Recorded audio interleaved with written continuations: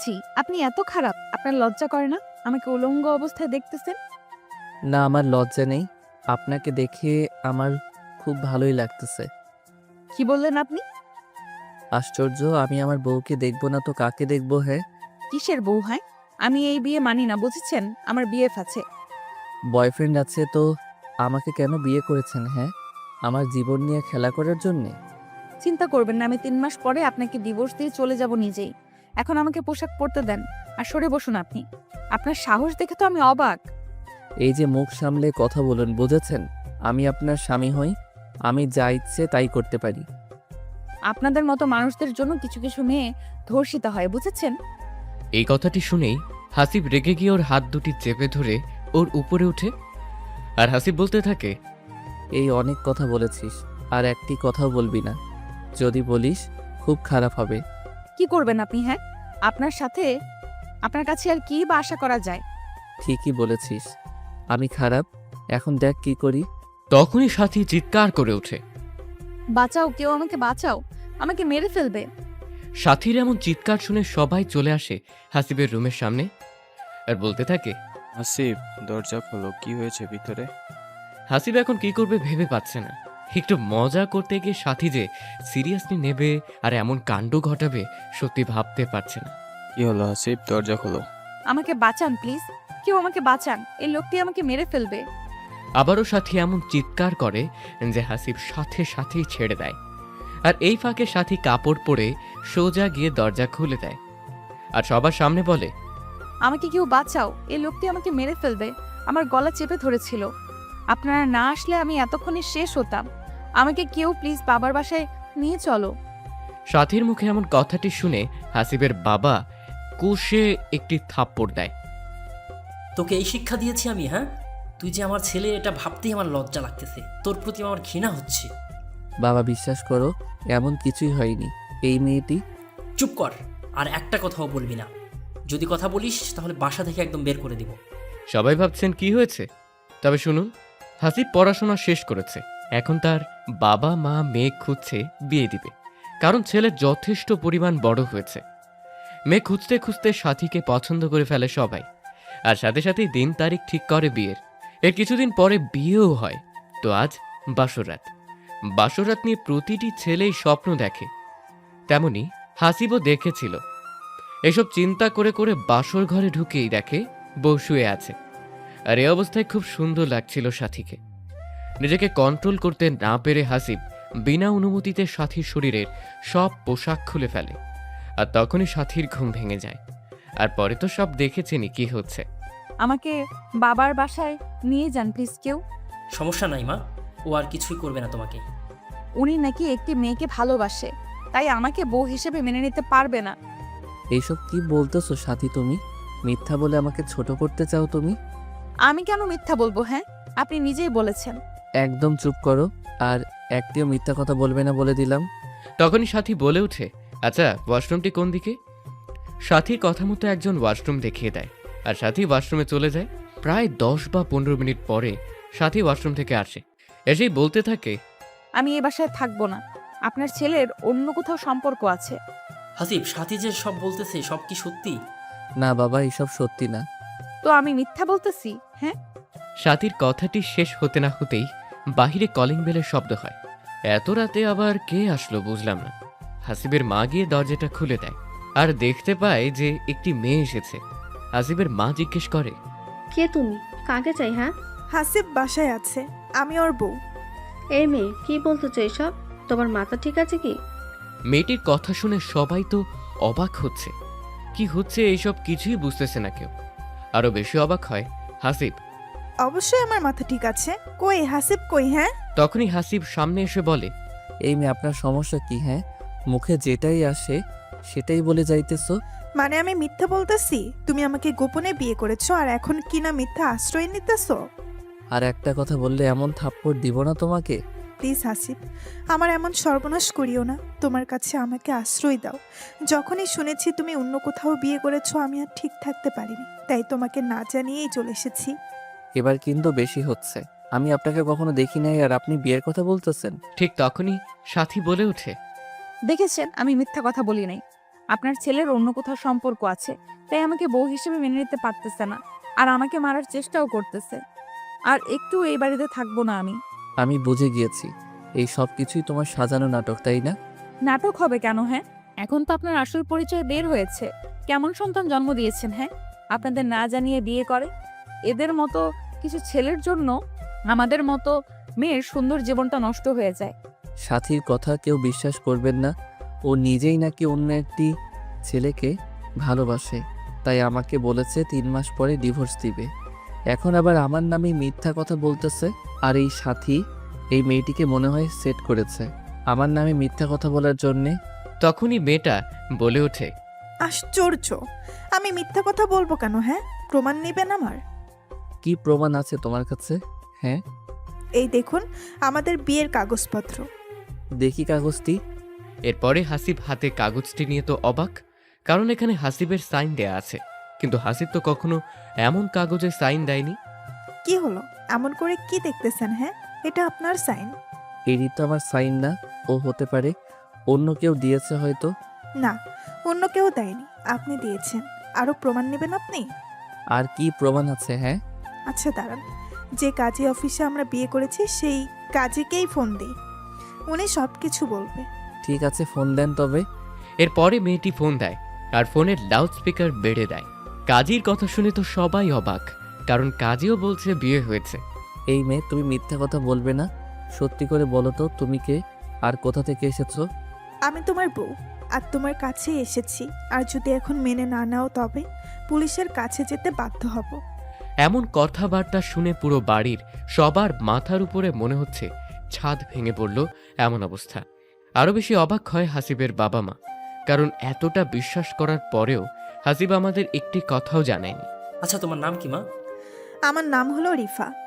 তোমাদের বিয়ে কতদিন হলো? 5 মাসের মাথায় পড়েছে। আচ্ছা ঠিক আছে মা, সব কিছু ঠিক হয়ে যাবে, চিন্তা করিও না। তুমি আজ থেকে এই বাড়িতেই থাকবে। কিন্তু হাসিব যে বিয়ে করেছে এখন কি হবে? কি আর হবে, দুজনেই থাকবে। হাসিবের মা, আমাদের গেস্ট রুমের রিফাকে নিয়ে যাও, আজ থেকে ওখানেই থাকবে। ওখানে থাকবো মানে? আমি হাসিবের সাথে থাকতে চাই। আজ তো ওই রুমে থাকো, কাল দেখা যাবে কি হয়। ঠিক আছে।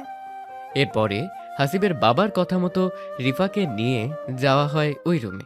বাবা, তুমিও এসব বিশ্বাস করলে? একদম চুপ থাক। তোর মতো খারাপ জঘন্য ছেলে আমি জন্ম দিয়েছি ভাবতেই আমার লজ্জা লাগছে। কিসের অভাব ছিল তোর? হ্যাঁ, যখন যা চেয়েছিস তাই দিয়েছি, আর সেই তুই কিনা ছি ছি ছি, ভাবতেই কেমন জানি লাগতেছে আমার। সত্যি বাবা, আমি এমন কাজ করি নাই। এইসব সাথী করেছে। বাবা দেখেন, সত্যিটা এখন বের হয়েছে তো। আপনার ছেলে আমাকে দোষ দিতেছে। আমি কালকেই বাবার বাসায় চলে যাব। ঝগড়া থামাও সবাই, এখন সবার রুমে চলে যাও, এসব নিয়ে কাল কথা হবে। না, আমি আপনার ছেলের সাথে থাকবো না। একে তো আমার জীবনটা শেষ করে দিল, তার উপর আবার রাতে যদি খারাপ কিছু করে তখন? কিছু হবে না, যাও রুমে যাও। আর হাসিব, যদি একবার শুনি তুমি এমন কিছু করেছো, তাহলে কিন্তু তুমি আমার মরা মুখ দেখবে। ঠিক আছে বাবা। এরপরে সবাই রুমে রুমে চলে যায়। তো হাসিব রুমে আসতে না আসতেই সাথী বলতে থাকে, আমাকে যতটা সহজ সরল ভাবছো, আমি কিন্তু ততটা না। আমি জানি তুমি এইসব কাহিনী ঘটাইছো। আহা, ঠিকই বুঝেছেন। আপনি কেন এমন করলেন? এইসব মিথ্যা অপবাদ কেন দিলেন? আমি অন্য একজনকে ভালোবাসি, এটা ছাড়া আমার আর কোনো উপায় ছিল না। তাই বলে আমাকে সবার সামনে ছোট করলেন। কি এমন দোষ করেছি? আমি সবকিছু আগে থেকে ভেবে রেখেছিলাম, যখনই আপনি আমার উপর ঝাঁপিয়ে পড়বেন ঠিক তারপরেই এমন হবে। রিফা আপনার কে হয়? ও আমার বান্ধবী। আর একটি কথা বলতে চাই, সেটা হলো আমার স্বাক্ষর কোথায় পেলেন? একদিনে দেখি সব কিছু জানতে চান, আস্তে আস্তে সব জানবেন 3 মাসে। ও আপনি যে কতটা খারাপ সেটা বুঝে গেছি। দোয়া করি যার জন্য এমন কাজ করেছেন সেই যেন আপনাকে ছেড়ে না যায়। এত কথা ভালো লাগে না, চুপ থাকেন। কথাটি বলতে না বলতেই সাথীর ফোনে রিংটং বেজে ওঠে, আর সাথে সাথেই ফোনটি রিসিভ করে সাথী বলতে থাকে, জান, তোমার প্ল্যান অনুযায়ী সব কাজ হয়েছে। এখন শুধুমাত্র 3টা মাস অপেক্ষা করো, তারপরে তোমার কাছে চলে যাব। জানো, এই পরিবারের সবগুলাই বোকা, একটু কষ্ট হয়নি। এই কথাটি হাসিব শোনার সাথে সাথেই সাথীকে এমন ভাবে। খাস, তোর এত বড় সাহস! তুই কি না আমার পরিবারের লোককে বোকা বলিস? ওরা তোকে সম্মান করেছে, বুঝেছিস? তুই আমাকে থাপ্পড় দিলি? এত বড় সাহস তোর? হ্যাঁ, আবার কি চিৎকার করব? সেটা তোর ব্যাপার, তুই কি করবি না করবি।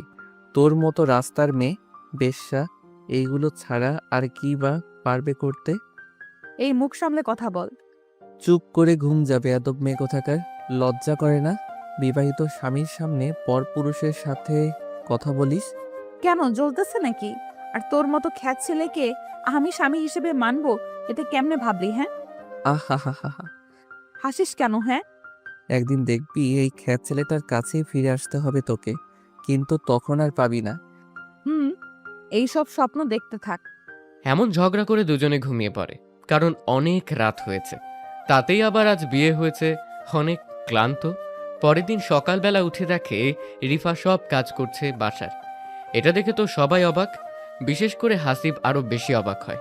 তখনই হাসিব জিজ্ঞেস করে, এই আপনি কি করতেছেন এইসব? হ্যাঁ, কি করি জানো না? বিয়ে হয়েছে, শ্বশুর বাড়িতে এসেছি, কাজ তো করতেই হবে, তাই কাজ করতেছি। বাহ, ভালোই নাটক করতে পারো। কিসের নাটক করি আমি? হ্যাঁ, সেটা আপনি ভালো জানেন কি নাটক করতেছেন। ওভার অ্যাক্টিং বেশি হচ্ছে আমার মনে হয়। এই তুই চুপ কর হাসিব। বাবা, তুমি জানো না এই মেয়েটি নাটক করতেছে? আর একটি কথাও বলবি না। বিয়ে যখন চুপ করে করেছিস তখন মনে ছিল না, এখন এই সব করতেছিস। এই মেয়ে কে? এই মেয়েকে আমি সত্যি বিয়ে করি নাই। সেটা তো কাল দেখলামই। এখন বিয়ে যখন করেছিস তখন দুইটা মেয়ে নিয়েই সংসার করতে হবে। তখনই সাথী বলে ওঠে, এটা অসম্ভব। আমাকে মাফ করে দিও মা, আমি জানতাম না হাসিব এমন একটি কাজ ঘটাবে। কি বলবি বল, আমার কাজ আছে হাসিব। তখনই এটা নিয়ে একটু ঝগড়া হয় সাথী ও রিফার মধ্যে। এদিকে হাসিব বুঝতেছে না কি হচ্ছে এইসব। কারণ হলো, এরা তো দুজনে প্ল্যান করে করছে, কিন্তু আবার ঝগড়াও করছে। ব্যাপারটা বুঝলাম না। ঠিক তখনই আবারও সাথীর ফোন কল আসে, আর সাথী উপরে চলে যায়। এইভাবে সারাটা দিন ঝগড়া চলতে থাকে। বাড়িতে পরিবেশটাই নষ্ট করে ফেলতে ঝগড়া করে। তো যখন রাত হয়, হাসিব প্ল্যান করেই রিফার রুমে চলে যায়। রিফা, এই রিফা, এই কে কে এত রাতে? কে আমার রুমে? কে আবার তোমার স্বামী? হাসিব আমি। তো এখানে কি করতেছ? স্বামী বউয়ের কাছে কেন আসে জানো না বুঝি তুমি? না, জানি না। স্বামী আসে আদর করতে, তেমনি আমিও এসেছি আমার বউকে আদর করতে আজ। এই, একদম আমার কাছে আসবেন না। সেটা বললে তো আর হবে না। আমি এখন তোমার সাথে শারীরিক সম্পর্ক করব। এই না প্লিজ, যদি আমার কাছে আসো তো আমি কিন্তু চিৎকার করে উঠবো। চিৎকার করো, সমস্যা নেই। আমি আমার বউয়ের কাছে আসতে পারি, সবাই এটাই ভাববে। প্লিজ, আমার এত বড় ক্ষতি করবেন না। কে শোনে আর কার কথা? হাসিব সোজা রিফাকে বিছানায় শুইয়ে হাত দুটি চেপে ধরে। এখন তো শুরু, আরো অনেক কিছু হবে। আমাকে নষ্ট করিও না প্লিজ, তোমার পায়ে পড়ি আমি। তখনই হাসিব রিফার শরীর থেকে এক টানে শাড়িটা খুলে ফেলে। উফ, কি সুন্দর লাগতেছে। প্লিজ হাসিব, এমন করিও না।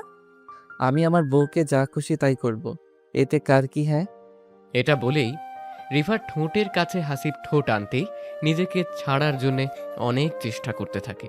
কিন্তু এইদিকে কোনো বাধাই হাসিবকে আজ আটকাতে পারবে না। আর কিছু না ভেবে রিফার ঠোঁটে ঠোঁট লাগিয়ে দেয়, আপন মনে কিস করতে থাকে। রিফাও ভেবে নিয়েছে হাসিবের হাত থেকে আর নিজেকে কোনোভাবেই বাঁচাতে পারবো না। কিন্তু 5 মিনিট কিস করার পরে হাসিব নিজেই রিফাকে ছেড়ে দিয়ে বলতে থাকে, এখনো সময় আছে, বল তুই কি আমার সত্যিকারের বউ নাকি সাজানো? নিজের বউ। ও ঠিক আছে। এটা বলেই হাসিব আবারও যখন ঝাঁপিয়ে পড়ে রিফার উপর, ঠিক তখনই রিফা বলে ওঠে, আপনি আমার কেউ না, প্লিজ আমাকে ছেড়ে দিন। আমি তোমার স্বামী হই গো সোনা। সত্যি কেউ না, এসব সাজানো নাটক। সবকিছু সাথী প্ল্যান করেছে, তাই তো? সবকিছুই সাথের প্ল্যান ছিল, বিয়ের আগে থেকে। সাথী যদি অন্য কোনো ছেলেকে পছন্দ করে তবে বিয়ে করলো না কেন? ওর বাবার কথা রাখতে এসব করেছে। 3 মাস হলে ও ঠিকই চলে যাবে এখান থেকে, আপনাকে মিথ্যা অপবাদ দিয়ে। এইসব কথা কালকে বলবা সবার সামনে। ঠিক আছে, বলবো। যদি না বলো তবে কিন্তু তোমার সাথে এমন কাজ করব ভেবেই পাবে না। আজ তো এটুকু করলাম। ঠিক আছে। এখানে হাসিব আর কিছু না বলে সোজা নিজের রুমে চলে যায়।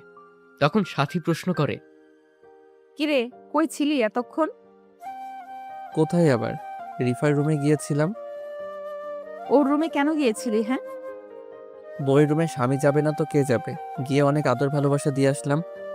হাসিবের মুখে এমন কথা শুনে সাথী একটু থমকে যায়। ভালোবাসা মানে? ভালোবাসা মানে শারীরিক সম্পর্ক করে আসলাম আমার অন্য বউয়ের সাথে। আচ্ছা, কাল কথা হবে, আজ আমি খুবই ক্লান্ত। সাথী আর একটি কথাও না বলে ঘুমিয়ে যায়। আর মনে মনে ভাবতে থাকে রিফার সাথে এমন কাজ করলো, আর রিফা একটু চিৎকারও করলো না। ওকে তো সব বুঝিয়ে দিয়েছি, কি করলে কি করতে হবে। সেই দিন রাতটাও এইভাবেই কেটে যায়। পরের দিন সকালবেলায় হাসিব সবাইকে এক জায়গায় জড়ো করে আর বলে, কিছু কথা বলতে চাই আমি। সবাই ভাবছে কি এমন বলবে যে সবাইকে জড়ো করলো। এইদিকে সাথীর মনও ছটফট করছে, কি এমন হাসিব বলবে যে সবাইকে এক করলো। রিফা, এদিকে আসো আর সবটা খুলে বলো, কি হয়েছে আমার সাথে। কাল রাতে হাসিব আমাকে হুমকি দিয়েছে, যদি আমি মিথ্যা না বলি তবে আমার বাবা মাকে মেরে ফেলবে। হোয়াট? এই রিফা, তুমি কি বলতেছো এইসব? আমি যা সত্যি তাই বলবো হাসিব, আমি মিথ্যা বলবো না, এটা আমার যা হয় হোক। তোমার মাথা ঠিক আছে? তুমি কি বলতেছো? আমি ঠিকই আছি, প্লিজ হাসিব, আমার বাবা মার কোনো ক্ষতি করিও না, তোমার পায়ে পড়ি আমি। তুমি কাল রাতে কি বললে আর আজ কি বলতেছো এইসব? না, তুমি এমনটা করতে পারো না রিফা, প্লিজ সত্যিটা বলে দাও। আমাকে মাফ করবে হাসিব, আমি যা সত্যি তাই বলতেছি। ঠিক তখনই হাসিবের বাবা বলতে থাকে, হাসিব এসব কি বলতেছে রিফা? তুই মিথ্যা বলার জন্য হুমকি দিয়েছিস ওকে? না বাবা, বিশ্বাস করো, আমি এমন কিছুই করি নাই। তাহলে কি রিফা মিথ্যা বলতেছে? হ্যাঁ, বাবা, রিফা মিথ্যা বলতেছে সবকিছু। প্লিজ হাসিব, আমাকে এসব মিথ্যা অপবাদ দিও না, যদি এমন কিছু বলো তো নিজেকেই শেষ করে দিব। তুমি চুপ করো রিফা, তোমার কিছুই হবে না। প্লিজ বাবা, আমার বাবা মার যেন কোনো প্রকার ক্ষতি না হয়। হাসিব সত্যি করে বলতো তুই কি চাস? তুই যদি আগেই রিফাকে বিয়ে করিস তাহলে আমাদের জানাইলি না কেন? মেয়েটার জীবন নিয়ে এমন করলি কেন? বাবা, তুমি আমার কথা বুঝতেই চাইতেছো না কেন? আমি রিফাকে চিনি না। এই একদম চুপ কর, আমার সামনে আর একটা মিথ্যা কথাও বলবি না। যদি নাই বিয়ে করিস তো কাল রাতে ওর রুমে গিয়েছিলি কেন তুই? আমি গিয়েছিলাম শুধুমাত্র এটাই বলতে যে তুমি কে আর কি চাও। না হাসিব, তুমি এটা বলো নাই, তুমি আমার সাথে 3-4 ঘন্টা থেকেছো, আমাকে অনেক কিছু করেছো, আর বলেছো আমি যেন বলি আমি তোমার বউ না, সব কিছু আমি সাজাইছি, আর এইসব না বললে আমার বাবা মাকে মেরে ফেলবে। তোর মতো ছেলে আমি জন্ম দিয়েছি ভাবতেই লজ্জা লাগছে, সি সি সি। ঠিক তখনই সাথী বলে ওঠে, বাবা, আমি কিছু বলতে চাই। বলো কি বলবা? রিফা যা বলতেছে সব সত্যি কথা। তুমি সেটা কেমনে জানলে? বাবা, হয়েছে কি, রিফা যখন বলল যে 3-4 ঘন্টা থেকে ওর সাথে, তখনই আমি কনফার্ম হলাম যে হাসিব তো কাল রাতে আমাকে বলেছিল যে সাথী তুমি থাকো, আমি একটু বাইরে যাব, কিন্তু এটা জানতাম না যে রিফার রুমে গিয়েছিল। আর কত প্রমাণ নেবি হাসিব? হ্যাঁ, আমাকে আর সবার সামনে এইভাবে ছোট করবি না প্লিজ। বাবা, শুধুমাত্র এইটুকুই জেনে রাখো, আমি বড় চক্রে ফেসে গেছি। চুপ কর, আর একটা কথাও বলিস না তুই। তখনই রিফা বলে, বাবা, আমি এখানে আর একটুও থাকবো না, আমি আমার বাবা মার কাছে যাব, যদি হাসিব কোনো ক্ষতি করে তখন। না, তুমি কোথাও যাবে না, এখানেই থাকবে। তোমাকে যেহেতু বিয়ে করেছে সো তুমি এইখানেই থাকবে। না, আমি এত কষ্ট করে থাকবো না বাবা, আমার স্বামী অন্য একটি মেয়ের সাথে রুমে থাকবে, খাবে, ঘুরতে যাবে, এটা আমি সহ্য করতে পারবো না। তবে তুমি কি করতে চাও? আমার জীবনটা তো নষ্ট করেছি, আমি আর চাই না অন্য একজনের জীবনও নষ্ট হোক। তবে কি করবে? হয় আমাকে ডিভোর্স দিক, না হয় অন্যজনকে ডিভোর্স দিক। এটা কখনোই সম্ভব না, তোমরা দুজনেই থাকবে, ও দুজনকেই দেখাশোনা করবে। না, এটা হয় না। এত কথা বলতে পারবো না, দুজনেই থাকো। আমি এখন একটু কাজে যাব, পরে কথা হবে। তখনই সাথী বলে, বাবা, আজ তো আমাদের বাসায় যেতে হবে। ও হ্যাঁ, আমার তো মনেই ছিল না। আচ্ছা, দুপুরে যেও, আমি একটু কাজ করে আসি। ঠিক আছে বাবা। এরপরে সবাই সবার রুমে চলে যায়। এদিকে হাসিব বুঝতেছে না কি হচ্ছে এর সাথে। সবাই দেখি গেম খেলতেছে, একদিকে সাথী, অন্যদিকে রিফা, আরেকদিকে বাবা। ও কোনো প্রকার কথা বিশ্বাস করতেছে না। আচ্ছা, রিফা এমন করলো কিভাবে? ও তো কাল রাতে বলল সব সত্যি বলবে, কিন্তু আজ এমন পাল্টি খেলো কেমনে? এসব ভেবে ভেবে হাসিব রুমে আসতেই, এখনো এত বড় খেলোয়াড় হও নাই মিস্টার হাসিব। তোমরা যেটা করতেছো একদমই ঠিক করতেছো না, এর জন্য খুব বড় মাসুল দিতে হবে তোমাদের। এই সাথী এত ছোট খেলোয়াড় না, বুঝেছেন? আমি যেমন করেই হোক আমার ভালোবাসার মানুষের কাছে যাবই। যার জন্য এত কিছু করতেছো সেই যেন তোমাকে না ঠকায়। সেটা তোকে বলতে হবে না, ওর প্রতি আমার বিশ্বাস আছে, বুঝেছিস? একটা কথা বলি, উত্তর দিবা? কি কথা? রিফা পাল্টি খেলো কেমনে? হ্যাঁ। জানতেই হবে নাকি? হুম। ওর কাছে ফোন আছে। তুই যখন কাল ওইসব বললি তখনই সন্দেহ হয়েছিল আমার, তাই মেসেজে সব কিছু বলে দিয়েছি কি কি করতে হবে। ও আচ্ছা, একদিন অনেক কাঁদবে আমার জন্য, মনে রাখিও। কাঁদবো সেটা আবার তোর জন্য আমি? তুই আমার কে, হ্যাঁ, যে তোর জন্য কাঁদবো আমি? সময় বলে দিবে। নিজেকে কখনো আয়নায় দেখেছিস? হ্যাঁ দেখেছি। ভেবে দেখ, তুই কোথায় আর আমি কোথায়। তোর মতো খ্যাত ছেলের সাথে কি আমার যায়? আর শোন, তোকে কালকে দেখাবো আমি যাকে ভালোবাসি সে দেখতে কেমন সুদর্শন। সৌন্দর্যতে সবকিছু থাকে না। তো এইভাবেই হাসিব ও সাথীর মধ্যে অনেক তর্ক বিতর্ক হয়। এর মধ্যে আবার হাসিবের বাবা কাজ সেরে বাসায় আসে দুপুরে। হাসিব, বোমা কোথায় তোমরা? হাসিব সাথী বাবার ডাক শুনে রুম থেকে বের হয়ে আসে। বাবা বলো। বিয়ের পরের দিন তো দুজনেই শ্বশুরবাড়িতে যেতে হয়। তো তো মানে তুই সাথীকে নিয়ে ওর বাবার বাড়িতে যাবি আর 2 দিন থেকে আসবি। অসম্ভব, আমি যাব না ওদের বাসায়। আর একবার বলতো যাবি না? হ্যাঁ আমি যাবই না। তখনই সাথী বলে ওঠে, বাবা দেখেছেন আপনার ছেলে কেমন করে? আমি রুমের ভেতরে কত করে বললাম 2 দিন থেকেই আসবো, কিন্তু ও নাকি যাবে না। হাসিব, তুই যদি না যাস তো অনেক খারাপ কিছু ঘটে যাবে, কিন্তু মনে রাখিস বাবা। বাবার এমন কথায় হাসিবও শেষমেশ রাজি হয়ে যায়। ঠিক বিকেল 5টায় দুজনে গাড়ি নিয়ে বের হয় সাথীর বাবার বাসায় যাওয়ার উদ্দেশ্যে। তখন হাসিবের মাথায় একটাই চিন্তে কাজ করছে, কি থেকে জানি কি হয় আল্লাহ ভালো জানে। এই গাড়িটা থামাও। গাড়ি থামাবো মানে? এই নির্জন রাস্তায়? যা বলেছি তাই কর। তো হাসিবও সাথীর কথা মতো গাড়িটি থামানোর সাথে সাথে সাথী নেমে পড়ে আর পেছনে দৌড়তে থাকে। এদিকে হাসিবও কিছু না বুঝে সাথীর পিছে পিছে যায় আর গিয়ে দেখতে পায় যে সাথী একটি ছেলের সাথে কথা বলছে। কেমন আছো সবুজ তুমি? তোমাকে ছাড়া কি আমি ভালো থাকতে পারি বলো? এই তো এসেছি তোমার কাছে। তার আগে বলো, এইদিকে কোথায় যাচ্ছিলে? আরে কোথাও না, মন খারাপ তাই একটু হাঁটছিলাম। কি ভাগ্য তোমার সাথে দেখা হলো। এটাই হলো আমাদের ভালোবাসার টান। জানো, তোমাকে খুব মিস করতেছিলাম, কিছুই ভালো লাগতেছিল না আমার। আমারও একই অবস্থা। তোমাকে ছেড়ে আর কোথাও যাব না সোনা পাখি আমার। সবাই ভাবতেছেন সবুজ লোকটা আবার কে। এখানে সবুজকেই সাথী ভালোবেসেছিল, তাই এত কিছু করেছে হাসিবের সাথে। ঠিক তখনই সবুজ সাথীকে জড়িয়ে ধরে। যখনই ঠোঁটে কিস করতে যাবে সেই সময় হাসিব বলে ওঠে, এই দাঁড়াও ওখানেই। এই আপনি কি আর এখানে কি করতেছেন? আমি কে সেটা সাথীকে বলো আর সাথীকে ছেড়ে দাও। হট, কে এই লোকটি সাথী? ওর সাথেই তো আমার বিয়ে হয়েছে। হা হা হা, তাই নাকি? এ বলছি না সাথীকে ছেড়ে দে। যদি ছেড়ে না দেই কি করবি? কথাটি শোনা মাত্রই হাসিব গিয়ে সবুজের শার্টের কলার ধরে বলতে থাকে, তুই আমার সামনে আমার বউয়ের গায়ে হাত দিস? এত বড় সাহস তোর? হ্যাঁ। এটা বলে সবুজকে মারতে থাকে। আর এইদিকে সাথী তো অবাক হয়ে তাকিয়ে থাকে, কারণ হাসিবকে বোকা মনে করেছিল আর ওই নাকি সবুজকে এমন করে মারছে। এই ছাড়ো দুজনে প্লিজ। ঠিক তখনই হাসিব সাথীকেও খুব জোরেই একটি থাপ্পড় দেয়। ঠাস ঠাস।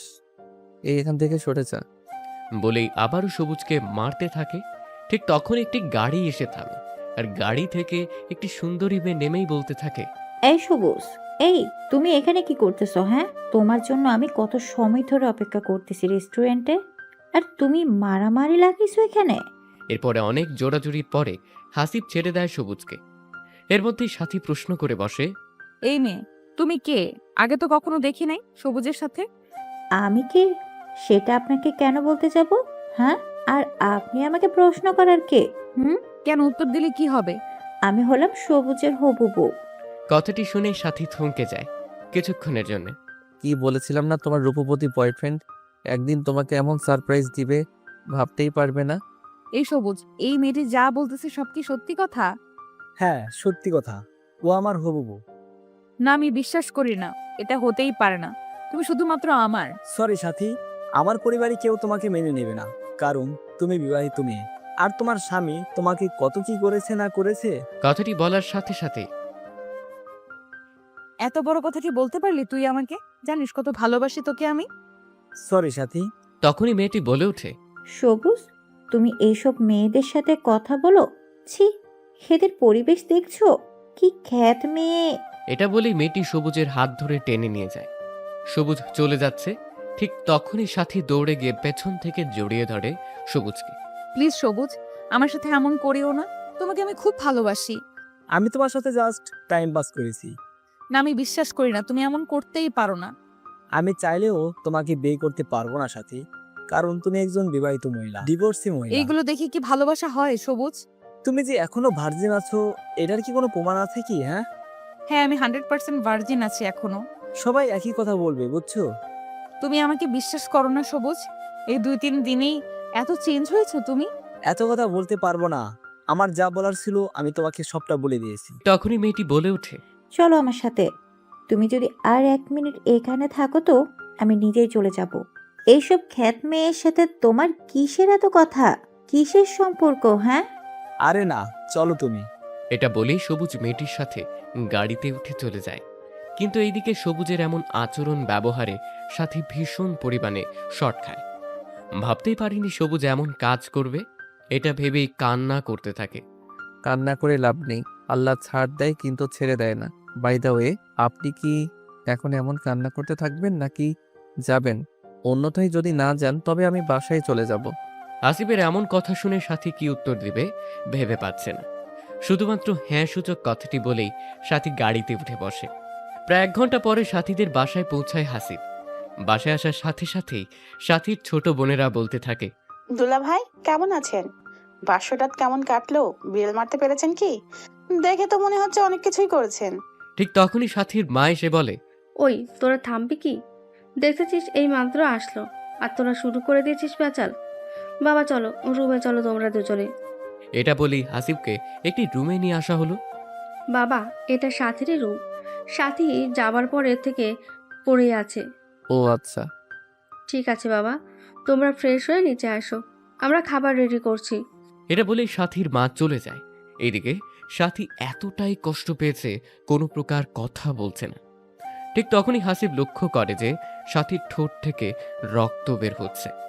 সরি সাথী, আসলে হয়েছে কি, আমার বউকে কেউ আমার সামনে এমন করবে আর আমি দাঁড়িয়ে থেকে দেখব, এটা কখনোই হয় না। তাই তোমাকে থাপ্পড় দিয়েছি। সমস্যা নেই, আপনি ফ্রেশ হয়ে নেন। ওয়াশরুমটা কোন দিকে? কথাটি বলার সাথে সাথেই সাথী ওয়াশরুমের দিকে নিয়ে যায়। প্রায় আধা ঘন্টা পরে হাসিব আর সাথী যখন একসাথে রুম থেকে বের হয়ে আসছিল, ঠিক তখনই সাথীর মা বাবা দূর থেকে দেখে বলে ওঠে, দেখছো সাথীর মা, কত সুন্দর লাগতেছে দুজনকে, মনে হচ্ছে রাজা রানী আসতেছে। ঠিকই বলেছো, খুব সুন্দর লাগছে আমার মেয়ে জামাইকে। আল্লাহ যেন ওদের সারা জীবন সুখে রাখে। এরই মধ্যে আবার দুষ্টু শালিগুলো চলে আসে। দুলা ভাই কি বলবো, তোমারে ওয়াও লাগতেছে। উফ, আপুর জামাই না হয় যদি আমার জামাই হতে। ঠিক তখনই সাথী বলে ওঠে, এই কি হচ্ছে এসব? হ্যাঁ, আমরা আমাদের দুলা ভাইয়ের সাথে মজা করতেছি। কেন, তোমার চলতেছে বুঝি? সাথী কি উত্তর দিবে কিছু ভেবে পাচ্ছে না। দুলা ভাই গো, তোমার কোনো ছোট ভাই নাই? না, নেই। উফ, থাকলে আমার জামাই বানাইতাম। তোমরা তো দেখতেছি খুব ফাজিল। চলো সবাই খাওয়া দাওয়া করব। এরপরে সবাই মিলে খাওয়া দাওয়া করতে বসে, কিন্তু সাথীর বোন এখনো খারাপ হয়েই আছে। খারাপ হবারই কথা, কারণ এত ভালোবাসার পরেও যদি প্রিয় মানুষটি নিজের না হয়, কষ্ট তো হবেই। খাওয়া দাওয়া শেষ করে সাথীর বোনদের সাথে একটু হাসিব আড্ডা দেয়। রাত যখন 10টা বাজে তখন হাসিব বলে ওঠে, আচ্ছা, আজ ঘুমাতে যাই, কি বলো তোমরা? বারে এত তাড়াতাড়ি ঘুম নাকি? আপুকে গিয়ে আদর করবেন? আরে আজ জার্নি করে এসেছি, শরীরটা একটু ক্লান্ত আমার। সরি, বারে এত তাড়াতাড়ি ঘুম নাকি আপুকে গিয়ে আদর করবেন? দুলা ভাই, আমরাও বুঝি, আমরা ছোট বাচ্চা না, বুঝেছেন? এরপরে হাসিব রুমে এসে দেখে যে সাথী ঘুমিয়ে গিয়েছে। তো হাসিব আর সাথীকে না জাগিয়ে সোফায় ঘুমিয়ে পড়ে। সবাই ভাবছেন সোফায় কেন ঘুমোলো। আসলে হয়েছে কি, সাথী নিজের সাথে ঘুমোতে দেয় না হাসিবকে। যদি কিছু করে বসে তখন। রাত যখন 1টা বাজে হাসিব জাগ না পায় আর ঘুম না আসার কারণে সাথীদের ছাদে একটু ঘুরতে যায়। কিন্তু ছাদেকেই দেখতে পায় যে কে জানি একজন আগে থেকেই বসে আছে। তো হাসিব একটু গলা হাসুর দেয়। কে আপনি? এত রাতে ছাদে আসছেন? কথাটি বলার সাথে সাথে একটি মেয়ে উত্তর দেয়, আরে দুলা ভাই, আপনি এত রাতে এখানে? ব্যাপার কি? আপু মনে হয় আদর করতে দেয়নি। আরে না, আমার ঘুম আসতেছিল না, তাই আমি একটু ছাদে আসলাম। তা তোমার নাম কি? আমার নাম হলো হিয়ামণি। বাহ, অনেক সুন্দর নাম। থাক, পাম দিয়ে না দুলা ভাই। আচ্ছা, একটি কথা বলি, সত্যি করে উত্তর দিবেন তো? হুম, বলো কি কথা আছে বলার। মাইন্ড করিয়েন না। আচ্ছা, আপনার সাথে কি সাথী আপুর সত্যি কিছু হয়েছে? বলতে, কথাটি শুনেই হাসিব চমকে ওঠে। হঠাৎ এই প্রশ্ন কেন? হ্যাঁ বা না বলেন শুধু। না, হয়নি। আমি এটাই অনুভব করেছিলাম। আমি জানি আপু আপনাকে ওর কাছে আসতেই দিবে না। কেন দিবে না আসতে? ও একটি ছেলেকে খুবই ভালোবাসতো, কিন্তু হঠাৎ করে কি জানি হলো, তাই তোমার সাথে বিয়ে হয়ে গেল। জানি ওর সম্পর্কে সবকিছু। আপনি এখন কি করবেন? কি আর করব, ডিভোর্স দিব আমি। প্লিজ এমন কিছু করিয়েন না দুলা ভাই, দেখবেন সব ঠিক হবে। এত কথা বুঝি না। এটা বলে যখনই হাসিব ছাদ থেকে নিচে যেতে ধরে, ঠিক তখনই হিয়া হাতটি টেনে ধরে। প্লিজ দুলা ভাই, হাত ছাড়ো, কেউ দেখে ফেলবে। আপনি যতক্ষণ না বলবেন আমি আপনার হাত ছাড়বো না। আমি তো বললাম ডিভোর্স দিব, এমন মেয়ে নিয়ে সংসার করা যায় না। এখন হাত ছাড়ো। না, ছাড়বো না। এটা বলে হিয়া হাসিবের সাথে জোড়াজুড়ি করছে। ঠিক এই সময় একজন ছাদে আসে, আর এসেই তোর এত বড় সাহস আমার বোনের হাত ধরিস, তাও আবার এত রাতে? আরে না, আমি তো। হাসিবের কথাটি শেষ হতে না হতেই সাথী আবার বলতে থাকে। আমার ভাবতেই লজ্জা লাগতেছে, তোর মন মানসিকতা এত নিচে। আরে এমন করে বলতেছো কেন? আমার কথাটি আগে শোনো, তারপরে বলিও। কি শুনবো তোর কথা? আমি নিজের চোখেই দেখেছি এটা মিথ্যা। ঠিক তখনই হিয়া বলে ওঠে। আপু, তুমি এবার থামবা। অনেক অপমান করলে দুলা ভাইকে। আমার ঘুম আসছিল না, তাই আমি সাথে আসি। এর ঠিক 10 মিনিট পরে দুলা ভাইও চলে আসে সাথে, কারণ দুলা ভাইয়ের নাকি ঘুম আসছিল না। আমাকে দেখে দুলা ভাই যেতে চেয়েছিল, কিন্তু আমি যাইতে দেইনি। আমি বলেছি একটু কথা বলি ভাইয়া, তাই ভাইয়াও আর না করতে পারেনি। বুঝলাম, কিন্তু হাত ধরে আছিস কেন ওর তুই? কেন, হাত ধরলে তোর কোনো সমস্যা আছে? অবশ্যই সমস্যা আছে। ও আমার স্বামী, তোর দুলা ভাই। হাসতেছিস কেন? আমি কি হাসার কোনো কথা বলেছি তোকে? স্বামী যে বললে, তাকে কি তার অধিকারটা দিয়েছো? কি বলতে চাস তুই? হ্যাঁ, কেন, আমি কি ইংলিশে কথা বলতেছি যে বুঝো না?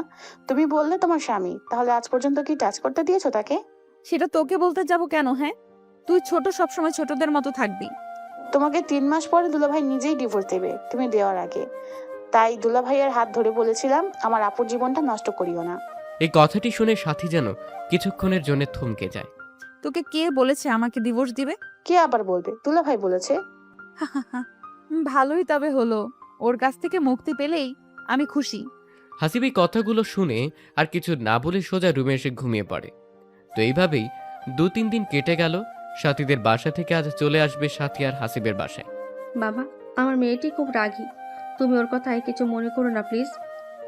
ঠিক আছে মা, সমস্যা নেই। সাথী শোন মা, জামাইকে কখনো কষ্ট দিস না।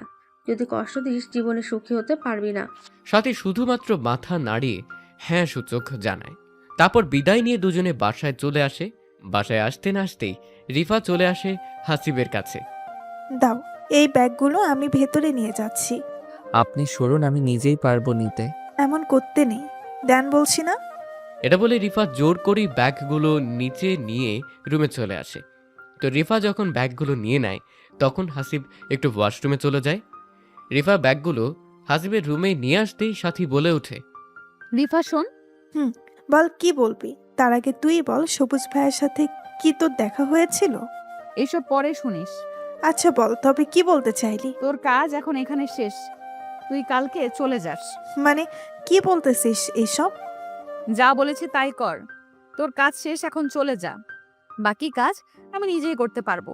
না, আমি যাব না। যাবি না মানে কি বলতে চাস তুই? আমি এই 5-6 দিনে এই বাসায় মানুষগুলোর মায়ায় পড়ে গেছি, আমি যেতে পারবো না। হোয়াট? তোর মাথা ঠিক আছে? কি বলতেছিস? আমার মাথা ঠিক আছে সম্পূর্ণ। তোকে আমি এখানে থাকার জন্য কি এনেছি? হ্যাঁ, তোর সমস্যা কি বুঝলাম না। তুই তো 3 মাস পরে ডিভোর্স দিবি, তো এত কথা পেঁচাইতেছিস কেন? সেটা তুই বুঝবি না। আমি যাইতে পারবো না। আর তুমি হাসিবকে ডিভোর্স দিলে আমি কোনো না কোনোভাবেই হাসিবের মনে জায়গা করে নিয়ে কোনো না কোনোভাবেই বিয়ে করে নিব, আর চিরকাল এখানেই থাকবো। মাথা গরম করিস না আমার। রিফা তোকে যা বলেছি তাই কর, না হলে খুব খারাপ হবে বলে দিলাম। যা ইচ্ছে করতে পারিস তুই। তুই যে হাসিবের বউ না, এইসব বলে দেব কিন্তু। বলে দেখ তারপর কি হয় তোর আবার। এটা বলতে না বলতেই হাসিব চলে আসে। এই কি হয়েছে এখানে? হ্যাঁ, চিল্লাচিল্লি করতেছো কেন দুজনেই? জানো হাসিব, সাথী না আমার সাথে খারাপ ব্যবহার করতেছে। আমি শুধুমাত্র বললাম ছোট তোর বাসায় কেমন দিন গেল। একদম মিথ্যা বলবি না বলে দিলাম। তোকে কি এই কথা আমি বলেছি? তো কি বলেছ শুনি একটু। এই, তোমরা দুজন নাটক বন্ধ করবে? তোমরা দুজন কি চাচ্ছ আবার? হ্যাঁ, আমি কিছু চাই না, তোমাকে চাই শুধুমাত্র। লজ্জা কর না? অন্যজনের স্বামীকে নিজের স্বামী ভাবিস? কথাটি শেষ হতে না হতেই এত বড় সাহস তোর, এই কথা বলিস? আমি সব প্রমাণ দিয়েই এই বাসায় এসেছি। এদিকে সাথী ভাবতেই পারছে না এমন ভাবে থাপ্পড় দিবে রিফা। সাথী যখন ঘুরে আবার রিফাকে থাপ্পড় দিতে যাবে, ঠিক সেই টাইমে হাসিব হাতটি ধরে ফেলে। অনেক হয়েছে তোমাদের নাটক, এখন বন্ধ করো এইসব। রিফা, আপনি আপনার রুমে চলে যান।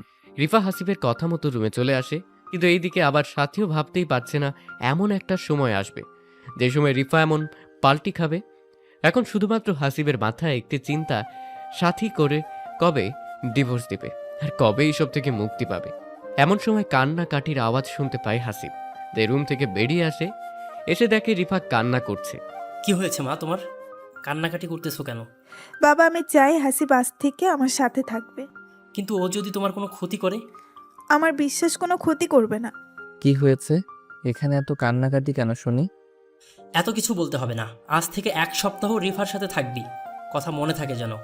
কিন্তু বাবা। কোনো কিন্তু নেই, আমার কথাই শেষ কথা। ঠিক আছে। রাত যখন 9টা বাজে, বাবার কথা মতো হাসিব রিফার রুমে আসে। রুমে আসতে না আসতেই রিফা হাসিবকে জড়িয়ে ধরে। এই কি করতেছেন? ছাড়েন আমাকে। ছাড়ার জন্য কে এনেছি রুমে তোমাকে? এই রূপ যৌবন তোমার চোখে কি পড়ে না? শুধু সারাটা দিন সাথে সাথেই থাক। আমিও তো তোমার বউ নাকি? আপনি কি বলতেছেন এইসব? আশ্চর্য হবার কি আছে শুনি? আমি তো আপনারই স্ত্রী হই। নাটক বন্ধ করুন আর আমাকে ছেড়ে দিন, না হলে চিল্লাচিল্লি করব। চিৎকার করে কোনো লাভ নেই। আপনি কি চাচ্ছেন? হ্যাঁ, আমি চাইতেছি তুমি আমাকে একটি বেবি এনে দাও। হোয়াট? আমি তোমার সন্তানের মা হতে চাই। আবার আমাকে ফান্দে ফেলানোর নাটক শুরু করে দিয়েছেন। না, সত্যি সত্যি আমি মা হতে চাই। একদম চুপ করেন। আপনাকে কি আমি বিয়ে করেছি যে আপনাকে গর্ভবতী বানাবো? হ্যাঁ, প্লিজ হাসিব, প্লিজ। আমি তোমাকে সত্যি অনেক ভালোবাসি, বিশ্বাস করো। বিশ্বাস শব্দটা তো মরেই গেছে। ঠিক তখনই রিফা ওয়ালড্রপের উপর থেকে কোরআন শরীফ এনে বলছে। এই যে দেখো, কোরআন শুয়ে বলতেছি। হাসিব, আমি তোমাকে সত্যি অনেক ভালোবাসি। এটা দেখে হাসিবও একটু আশ্চর্য হয় আর ভাবতে থাকে কি হচ্ছে এইসব। কিন্তু আমাকে কেন ভালোবাসো? জানো, আমি এখানে অভিনয় করতে এসেছি, কিন্তু তোমার পরিবারে এমন ভালোবাসা, স্নেহ, যত্ন পেয়ে আমি তোমার পরিবারের মায়ায় পড়ে গিয়েছি। শুধুমাত্র এর জন্যই কি? না, আরও কারণ আছে। জানো, সাথী তোমাকে ডিভোর্স দিবে 3 মাস পরে, আর সবুজ নামের একটি ছেলেকে বিয়ে করবে। আমাকে এখানে এনেছে যেন তোমাদের সংসারে সমস্যার সৃষ্টি করি, আর বলেছিল তুমি নাকি খুবই খারাপ, তোমার পরিবারের মানুষও খারাপ, তাই 3 মাসের মধ্যে যেন আরও সমস্যার সৃষ্টি হয় আর তুমি ওকে ডিভোর্স দাও। কিন্তু হাসিব, বিশ্বাস করো, আমি এখানে এসে আমি বুঝতে পারি সাথে সব কিছুই ভুল বলেছে, কারণ তোমার পরিবারের মানুষের মতো মানুষ হয় না। আর তুমি এত ভালো একজন মানুষ, যা বলার ভাষা নেই। কি করে তোমাদের আমি কষ্ট দিই, তাই আমি ভেবেছি সাথে চলে গেলে আমি তোমাকে সত্যি সত্যি বিয়ে করে নেব। জানো, সাথী আজ কি বলেছে আমাকে? কি বলেছে? ও বলেছে আমি যেন তোমাকে ছেড়ে যাই, আমার নাকি কাজ শেষ। বিশ্বাস করো হাসিব, আমি তোমাকে ভালোবেসে ফেলেছি। আমি তোমার সাথে সারাটি জীবন থাকতে চাই। কিন্তু প্লিজ, কোনো কিন্তু নেই। তুমি সাথীকে ডিভোর্স দেওয়ার পরেই আমাকে বিয়ে করে নিও। আচ্ছা, আমি ভেবে দেখব। দেখিও, কিন্তু আমার তোমাকেই চাই হাসিব। আচ্ছা, তুমিও যদি সেই দিনের মতো পরে পাল্টি খাও তখন? এই যে কোরআন শুয়ে কথা দিলাম, কখনোই পাল্টে খাবো না। বিশ্বাস করেছি। এখন কুরআন রেখে আসো। হাসিবের কথা মতো রিফাও কুরআন রেখে আসে। আজ মনে হয় বৃষ্টি নামবে, চলো না ব্যালকনিতে যাই একটু। হাসিবও কিছু না ভেবেই চলে আসে রিফার সাথে। ব্যালকনিতে আসার সাথে সাথেই হাসিব ও রিফা দেখতে পায় যে সাথী ও ওর রুমের ব্যালকনিতে এসেছে। সবাই ভাবছেন এটা আবার কেমন করে। সেটা হলো রিফার রুমটি আর সাথীর রুমটির দুটো রুমের তফাৎ, তাই একই লাইনে ব্যালকনি থাকার কারণে সবটা দেখা যাচ্ছিল। ওফ, আসো, বৃষ্টি আসবে, কি যে ভালো লাগতেছে। তাই নাকি? বৃষ্টি খুব ভালো লাগে তোমার? অনেক ভালো লাগতো, কিন্তু কখন জানি বৃষ্টি আসবে আল্লাহই ভালো জানেন। একটু অপেক্ষা করো, বৃষ্টি আসবে দেখিও।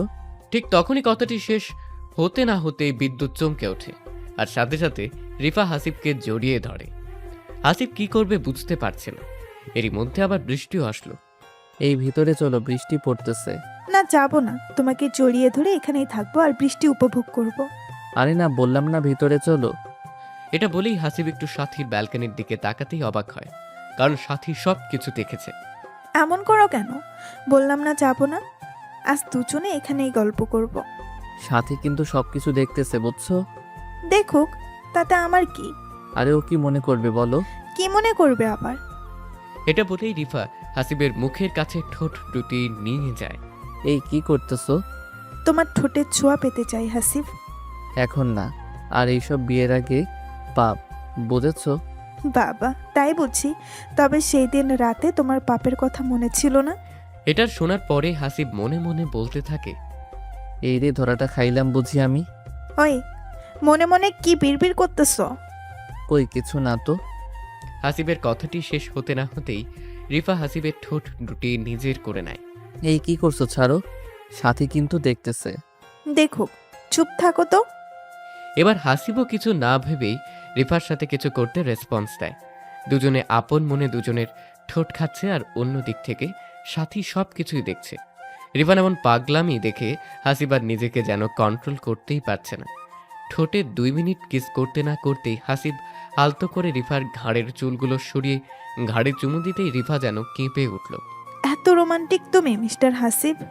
না গো, আমি রোমান্টিক না। হয়েছে, এখন ছাড়ো। বললেই হলো, আরও তো অনেক কিছুই বাকি আছে। কিন্তু রিফা একটু নিজেকে ছাড়ানোর চেষ্টা করলেই হাসিব আরও জোর করে। রিফার হাত দুটি দেয়ালে চেপে ধরে গলায় ঘাড়ে আপন মনে চুমু দিতে থাকে। অন্যদিকে রিফা যেন এমন ছোঁয়ায় পাগল হয়ে যাওয়ার মতো অবস্থা। কিন্তু সাথী যে এই সব কিছু দেখছে, এদের এই চিন্তাটা মাথায় নেই। ওই, আমাকে প্লিজ কখনো ছেড়ে যেও না। যাবো না, এখন আদর করতে দাও তো। এই, কোথায় নিয়ে যাও? দেখো কি করি তোমাকে। এটা বলে রিফাকে খাটের উপরে রাখে। এই জানো, তোমাকে শাড়িতে অনেক সুন্দর আর হট লাগতেছে। ওই, কি বলো এইসব? সত্যি বলতেছি, সেই সুন্দর লাগতেছে। এসব সৌন্দর্য তোমার জন্য পাগল। তাই বুঝি? ঠিক আছে, আমি এখন আমার জিনিসগুলা ভোগ করব। এটা বলেই রিফার শাড়িটা এক টানেই খুলে ফেলে, আর নাভির উপরে আলতো করে একটি সুখের পরশ এঁকে দেয় ঠোঁট দিয়ে। রিফার নাভির উপরে হাসিবের ঠোঁটের এমন ছোঁয়া পাওয়ার সাথে সাথেই পুরা শরীরের লোম দাঁড়িয়ে যায়। হাজারো চেষ্টা করেও যেন হাসিবের কাছ থেকে আর নিজেকে ছাড়াতে পারছে না। এই রোমান্টিক মুহূর্তের সময় কে জানি হেসে দরজায় নাড়া দিচ্ছে। কে দরজায় নাড়া দিচ্ছেন? আমি সাথী, দরজাটা খুলে দাও তো। এমন মুহূর্তে এসে কেউ সমস্যা সৃষ্টি করবে ভাবতেই পারছে না হাসিব। কি বলার আছে ওখান থেকেই বলুন। বললাম না দরজা খুলো।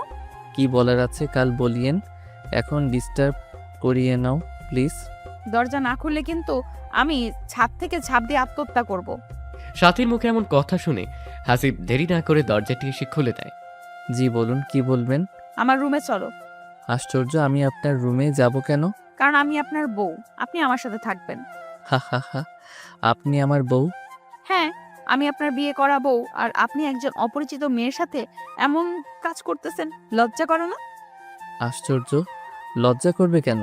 সেও তো আমার বিয়ে করা একজন বউ। বিয়ে করা বউ মানে? হ্যাঁ, ও আমার বিয়ে করা বউ। আমার যা ইচ্ছে করতে পারবো। নাটক বন্ধ করুন। আমি এনেছি রিফাকে এই বাসাতে। এনেছেন, ভালো করেছেন। আপনাকে ডিভোর্স দিয়েই রিফাকে নতুন করে বিয়ে করব।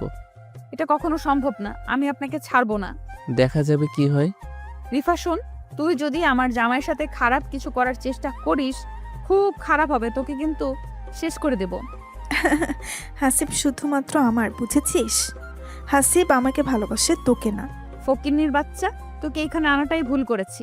ঠাস, একদম চুপ কর। অনেক কথা বলেছিস আমার বউকে। কেন এখন তোর সবুজের কি হলো? যা সবুজের কাছে যা, আর এক মুহূর্ত এখানে থাকবি না। হাসিবের এমন থাপ্পড় দেখে রিফা অবাক। সত্যি ভাবতে পারছে না হাসিব সাথীকে থাপ্পড় দেবে। তো সাথী আর কিছু না বলে রুমে চলে আসে। এদিকে হাসিবেরও মনটা খারাপ হয়ে যায়। এইভাবেই সেই রাতটি কেটে যায়। পরের দিন ঠিক দুপুর 2টোয় রিফার ফোনে একটি অপরিচিত নাম্বার থেকে ফোন আসে। আসসালামু আলাইকুম, কে বলতেছেন? সালাম পরে দিস। যদি তুই তোর বাবা মাকে বাঁচাতে চাস 2 লক্ষ টাকা নিয়ে আসবি এই ঠিকানায়। রিফা কথাটি শুনেই মাথা ঘুরে পড়ে যায়। ঠিক যখন 10 মিনিট পরে জ্ঞান ফেরে আসে, তখন সাথে সাথেই রিফা হাসির কাছে চলে আসে। আরে রিফা, তুমি এমন হাঁপাচ্ছ কেন? কি হয়েছে? আমার বাবা আর মাকে কে জানে কিডন্যাপ করেছে। কি বলো এইসব? কখন হলো? জানি না, এখন বলতেছে 2 লক্ষ টাকা লাগবে। এত টাকা এখন কোথায় পাবো আমরা? প্লিজ আসিফ, আমার বাবা মাকে বাঁচাও তুমি। আচ্ছা, দেখি কি করা যায়। খুব ফাস্ট দেখো। আচ্ছা রিফা, একটি কথা বলি।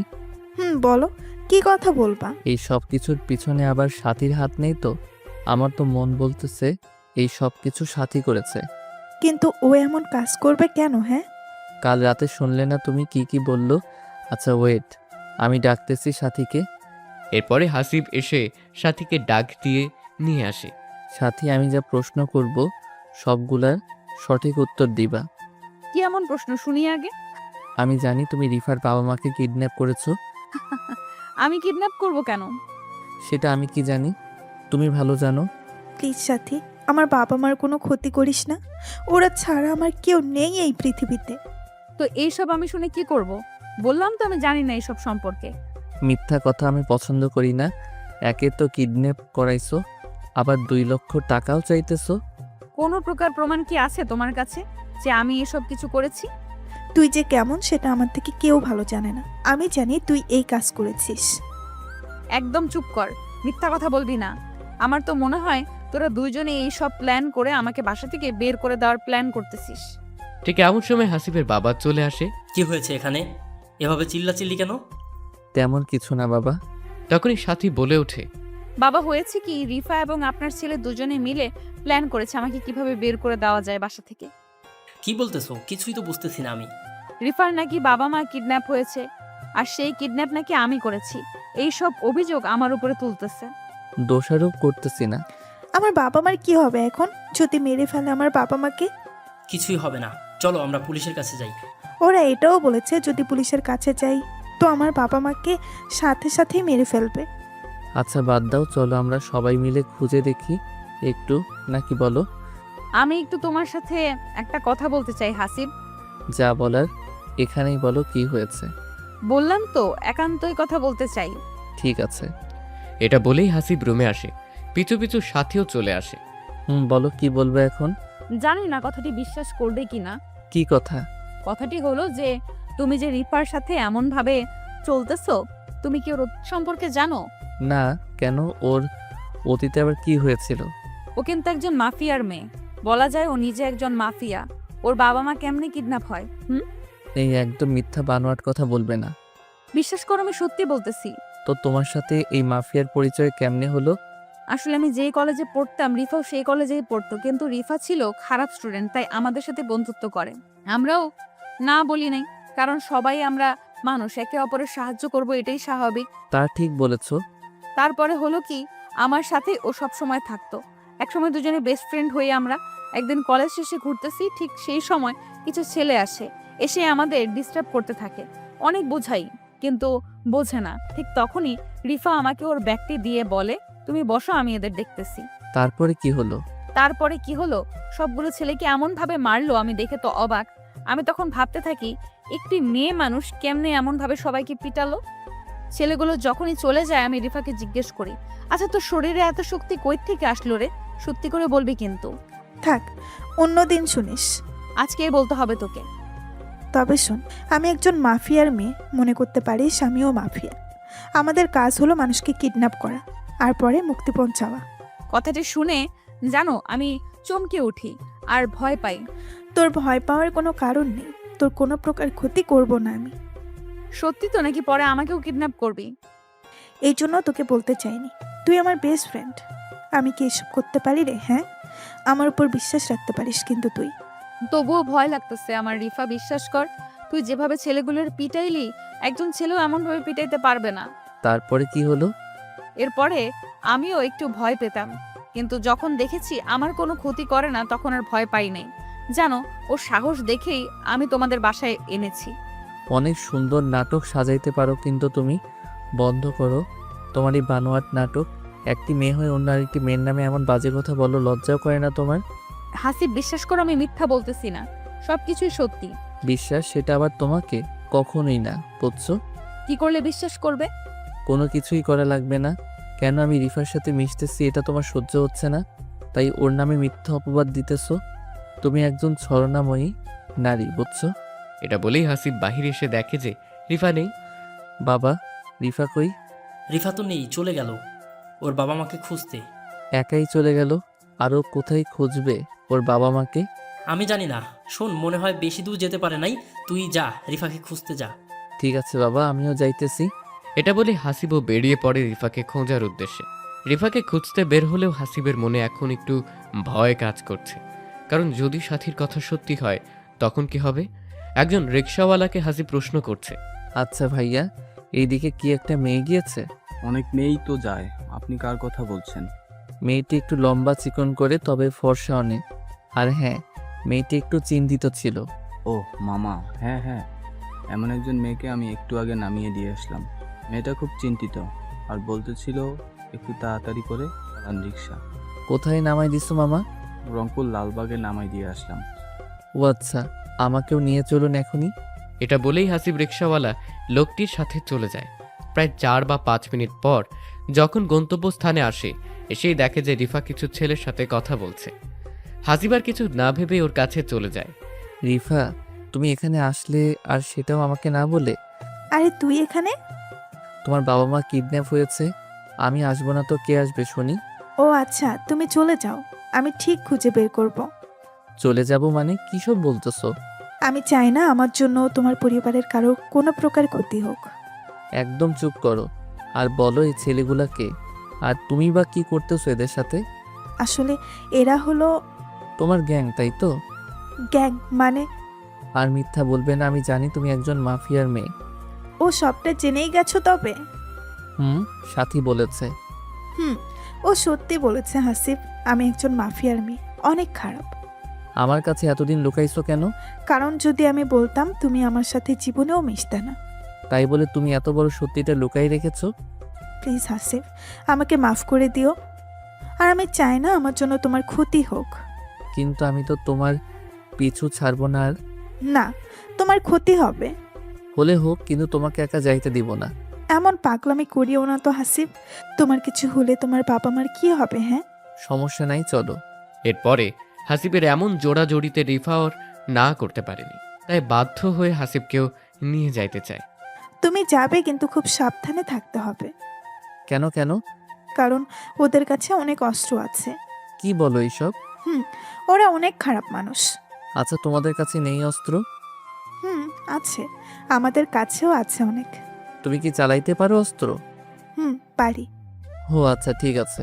তোমরা কি জানো তোমার বাবা মা কোথায় আছে এখন? জানি, এখান থেকে 2 কিলোমিটার দূরে একটি পরিত্যক্ত বাড়িতে রেখেছে। আচ্ছা ঠিক আছে, চলো তবে। আমি আবারও বলতেছি, সাবধানে থাকতে হবে তোমাকে। এরপরে হাসিব রিফার কিছু ছেলে সবাই মিলে গন্তব্যস্থানে যায়, কিন্তু গিয়েই দেখে যে পুরো বাড়িতে লোকজন পাহারা দিচ্ছে। প্রায় 15 বা 20 জন লোক হবে। এমন সময় রিফার ফোনে আবার কল আসে। হ্যালো, কোথায় যাইতে হবে এখন আমাদের? ফোনে স্পিকার থাকার কারণে সব শোনা যাচ্ছে। বাড়ির ভিতরে চলে আসো। আর হ্যাঁ, কোনো চালাকি করতে পারবে না, যদি করো তোমার বাবা মাকে শেষ করে দেবো। ঠিক আছে, যাচ্ছি। রিফা, কি হলো? তুমি বাইরে থাকো হাসিব, আর একটি অস্ত্র তোমার কাছে রাখো, কিছু হলে ব্যবহার করবে। আমিও ভিতরে যাব। প্লিজ দয়া করে ভেতরে যেও না, তুমি বাইরে থাকো। ঠিক আছে, আমি বাহিরে আছি, কিন্তু তুমি যদি বাহিরে না আসো আমি কিন্তু ভিতরে চলে যাব। ঠিক আছে। এরপরে হাসিব বাহিরে থাকে আর রিফাও ছেলেগুলো ভিতরে যেতে থাকে। এমন সময় একজন ছেলে রিফাকে বলে ওঠে, আপু, তুমি এই ছেলেটাকে চিনো? তোদের দুলাভাই হবে ও। কিন্তু আপু, একটি কথা বলতে চাই, তুমি আবার কি ভাবো না ভাবো? বল, কি বলবি? আপু, এই ছেলেটাকে আমি চিনি, ও গোয়েন্দা। তোর মাথা ঠিক আছে, পাগল একটা? আপু, সত্যি আমি একজন দেখেছি। মানুষের মতো কি মানুষ থাকে না? হ্যাঁ থাকে, কিন্তু আমার বিশ্বাস এই লোকেই ওই লোক। একদম চুপ কর। আমি হাসিবকে ভালো করে চিনি, ও গোয়েন্দা না। আচ্ছা আপু, সরি। চুপচাপ ভেতরে ঢোক, যে কোনোভাবেই হোক বাবা মাকে বের করতে হবে এখানে। এরপরে যখন রিফা ভেতরে ঢোকে দেখে যে বাবা মাকে বন্দি করে রেখেছে, ঠিক তখনই রিফা দৌড়ে যেতে ধরলো। ওখানেই দাঁড়াও রেফা, যদি এক পা এগিয়ে যাও তো তোমার বাবা মাকে শেষ করব। কে তুমি? কি চাও? চাই তো অনেক কিছুই, আগে বল কোনো চালাকি করিস নাই তো? না। হঠাৎ এরপরেই রিফার ছেলে গোলাগুলি শুরু করে দেয়। এর মধ্যেই রিফাও শুরু করে দেয় গোলাগুলি। প্রায় এক পর্যায়ে যখন সবকিছু থেমে যায় তখনই রিফা বলে, বাবা, বাবা তুমি কোথায়? আশ্চর্য, আমার বাবা কোথায় গেল? ঠিক তখনই একজন বলে ওঠে, তোমার বাবা আমার কাছে রিফা? এটা দেখে তো রিফা পুরোই অবাক, কারণ হাসিব কখন ভেতরে আসলো। তুমি এখানে? হাসিব মানে বুঝলাম না, কখন ভেতরে আসলে? আমার কাজেই তো সঠিক সময় সঠিক স্থানে আসা। মানে কি বলতেছো তুমি? কিছুই তো বুঝতেছি না আমি। মানে হলো আমি একজন ডিবি পুলিশ। এটা কিন্তু ফাজলামি করার টাইম না হাসিফ। তোমার সাথে ফাইজলামি করার সময়ও আমার নেই, বুঝছো? তোমার বাবা একজন এই দেশের জঘন্যতম ব্যক্তি, যার নামে হাজার হাজার ব্যক্তির পরিবার আজ রাস্তায় নেমেছে। তোমার বাবার জন্য আমার নিজের মামা মারা গিয়েছে। তোমার বাবা এই আইনের চোখে একজন খুনি, যার একটাই শাস্তি মৃত্যুদণ্ড। হাসিবের মুখে এমন কথা শুনে যেন রিফার বুক ধরপড় করতে থাকে। না, আমার বাবা খুনি না। মিথ্যা চাপা থাকে না রিফা, আর তুমিও একজন মাফিয়া, যার বিচার আদালত করবে। আমি শুধুমাত্র আমার দায়িত্ব পালন করব। তুমি এসব জানলে কেমন করে? তোমার সম্পর্কে আমি অনেক কিছুই জানি যেটা তুমি জানো না। মানে? তুমি যেই দিন বউ হয়ে আমার বাসায় আসলে নাটক করতে, সেই দিনই তোমাকে চিনে ফেলেছি আমি। তুমি আমাকে চিনলে কেমনে? তোমার ফটো আগে থেকেই আমার কাছে ছিল, তোমাকে মনে মনে খুঁজতেছিলাম, কিন্তু মেঘনা চাইতেই তুমি বৃষ্টি হয়ে এসেছো। তার মানে তুমি জেনে শুনে আমার সাথে এমন করছো? জি। আমি বিশ্বাস করি না। Has your wish. তার মানে তুমি কি আমাকে ভালোবাসো না? জি না। তোমার মতো একজন মাফিয়ার মেয়েকে আমি কেমনে ভালোবাসবো বলো? ইঁদুর বিলাইয়ের কি কখনো মিল হয় শুনেছো? সেই রকম তুমি ইঁদুর। এত বড় ধোকা, তাও আবার আমার সাথে! এটা কেমনে করলে তুমি হাসিব? সত্যি আমি তোমাকে অনেক ভালোবাসি। হা হা হা। হাসিবের এমন হাসি দেখে সেই ছেলেটা আবার রিফাকে বলতে থাকে, আপু, আমি তোমাকে বলছিলাম না এই ছেলেটাকে আমি আগে দেখেছি? এ একজন পুলিশ। তুমি আমার কথা বিশ্বাস করো নাই। কিচ্ছু হবে না, চুপ থাক তুই। রিফা, রাইফেল সব নিচে রাখো, না হলে আমি তোমার বাবা মাকে গুলি করতে বাধ্য হব। তুমি আমার সাথে এত কিছু করেও বলতেছো আমাকে ভালোবাসো না? এটা ব্যাপার না, কিছু কিছু কাজে এমন করতে হয়। ছি হাসিফ, তুমি এমন করলে। আমি বুঝেছি সাথী তোমাকে আমার সম্পর্কে আরো বেশি কিছু বলেছে। বলেছে। ও অবশ্য বলতে চাইনি। আমি রিফা বলতেছি, আমি ছাড়া তোমার জীবনে কেউ থাকবে না। সাথীকে আমি শেষ করে দিব। এ পেঁচাল বন্ধ করো। আমি এত সহজে ধরা দিব না হাসিব। আমি শুধুমাত্র তোমার জীবনে বউ হয়ে থাকতে চাই। একদম চুপ থাকো বললাম, না হলে তোমার বাবা মা কিন্তু আমার হাতে আছে। থাক। এখানে কিন্তু সাথীর কোনো দোষ নেই। আছে, দোষ অবশ্যই আছে। আমার নামে তোমাকে এত কিছু বলেছে, আমি জানি না। বিশ্বাস করো রিফা, সত্যি বলতেছি। একদম চুপ থাকো। আমি চেয়েছিলাম এসব ছেড়ে দিয়ে একটা নতুন জীবন শুরু করব, কিন্তু সাথী সেটা হতে দিল না। এখানে কোনো দোষ নেই বললাম না। আছে না নেই সেটা আমি ভালো জানি। অনেক বোঝাইছি তোমাকে, এখন কি তুমি নিজেই ধরা দিবা নাকি আমার আসল রূপটা বের করতে হবে সেটা বলো। আমি তো কোনোভাবেই ধরা দিব না সাথীকে শেষ না করা পর্যন্ত। সাথী সবকিছু বলেছে, আর ও আর আমি এসব প্ল্যান করেছি, দেখি তুমি সাথে কি করতে পারো। মানে সাথী তো সবুজকে ভালোবাসতো। বাসতো, কিন্তু ওকে সবুজ ধোকা দিয়েছে, আর সাথীও নিজের ভুলটা বুঝতে পেরেছে। কখন এসব ঘটলো? যাই হোক, বলি তবে সবাইকে। আপনারা তো জানেন সাথীর বোন হিয়া আর হাসিব একদিন রাতে ছাদে বসে কথা বলছিল। সেই দিন কিন্তু সাথী ওদের সব কথা শুনেছিল আর ভাবছিল, সবুজ তো আমাকে ধোকা দিল, কিন্তু এই হাসিব তো কোনো প্রকার ধোকা দেয়নি। সবুজ যদি আমাকে ভুলে নতুন কোনো মেয়েকে নিয়ে থাকতে পারে, তো আমি কেন পারবো না হাসিবকে ভালোবাসে তার সংসার করতে? এটা ভেবেই হাসিবকে সেই রাতে বলে, হিয়া, তুই আর হাসিব কি করতেছিস এত রাতে ছাদে? না আপু, কিছু না, আমার ঘুম আসছিল না। তাই সাদে আসি। কিন্তু একটু পরে দুলাভাইও আসলো, তাই গল্প করতেছি। ও আচ্ছা, হাসিব রুমে চলো তো, কথা আছে। অনেকে বলতে পারেন ভাই সেদিনের রাতের সব কাহিনী কি মিথ্যে ছিল? ভাই, মিথ্যে ছিল। তো সাথীর কথা মতো হাসিবও পিছে পিছে আসে হাসিবের রুমে। সাথী বলো কি বলবা? সরি, আমাকে মাফ করে দিও। আমি আমার ভুল বুঝতে পেরেছি। আমি ভুল মানুষকে ভালোবেসেছিলাম। তোমাকে অনেক কষ্ট দিয়েছি, অপমান করেছি। এটা বলেই পা ধরে কান্না করতে থাকে সাথী। তোমার ভুল বুঝতে পেরেছো, এটাই অনেক। তবে তোমাকে তখন মাফ করব যখন আমার কথার উত্তর দিবা। সত্যি সত্যি। বলো কি কথা? রিফা একজন মাফিয়া, ওর বাবা মাও মাফিয়া। কিন্তু তুমি চিনো কেমনে? একসাথেই পড়াশোনা করেছি। ও আমার বান্ধবী হয়। তুমি কি জানতেও মাফিয়া? একটু একটু জানতাম, কিন্তু আমার সাথে ভালো সম্পর্ক ছিল। তুমি জানো আমি একটি অফিসে চাকরি করি, কিন্তু আমি একজন ডিবি পুলিশ। কি বলো তুমি এসব? যা বলছি সব সত্যি।